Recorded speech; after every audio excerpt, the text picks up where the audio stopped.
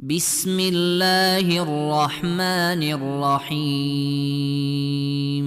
يا أيها النبي إذا طلقتم النساء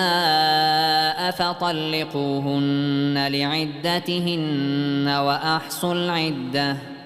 واتقوا الله ربكم لا تخرجوهن من بيوتهن ولا يخرجن إلا أن يأتين بفاحشة مبينة وتلك حدود الله ومن يتعد حدود الله فقد ظلم نفسه لا تدري لعل الله يحدث بعد ذلك أمرا. فإذا بلغن أجلهن فأمسكوهن بمعروف أو فارقوهن بمعروف وأشهدوا ذوي عدل منكم وأقيموا الشهادة لله ذلكم يوعظ به من كان يؤمن بالله واليوم الآخر ومن يتق الله يجعل له مخرجا ويرزقه من حيث لا يحتسب ومن يتوكل على الله فهو حسبه إن الله بالغ أمره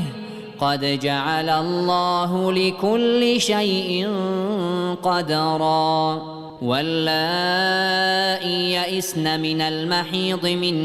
نسائكم إن ارتبتم فعدتهن 3 أشهر واللائي لم يحضن وأولاة الأحمال أجلهن أن يضعن حملهن ومن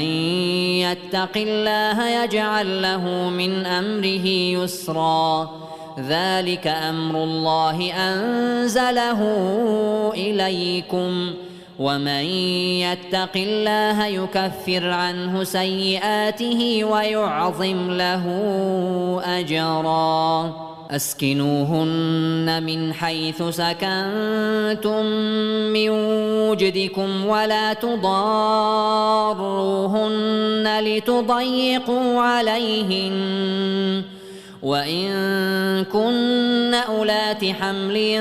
فأنفقوا عليهن حتى يضعن حملهن فإن أرضعن لكم فآتوهن أجورهن وأتمروا بينكم بمعروف وإن تعاسرتم فسترضع له أخرى لينفق ذو سعة من سعته ومن قدر عليه رزقه فلينفق مما آتاه الله لا يكلف الله نفسا إلا ما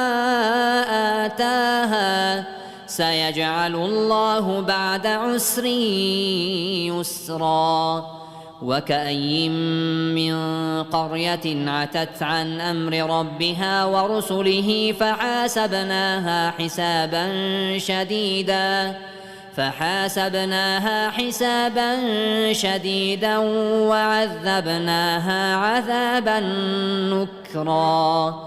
فذاقت وبال أمرها وكان عاقبة أمرها خسرا. أعد الله لهم عذابا شديدا فاتقوا الله يا أولي الألباب الذين آمنوا قد أنزل الله إليكم ذكرا رسولا يتلو عليكم آيات الله مبينات ليخرج الذين آمنوا وعملوا الصالحات من الظلمات إلى النور ومن يؤمن بالله ويعمل صالحا يدخله جنات تجري من تحتها الأنهار خالدين فيها أبدا قد أحسن الله له رزقا. الله الذي خلق 7 سماوات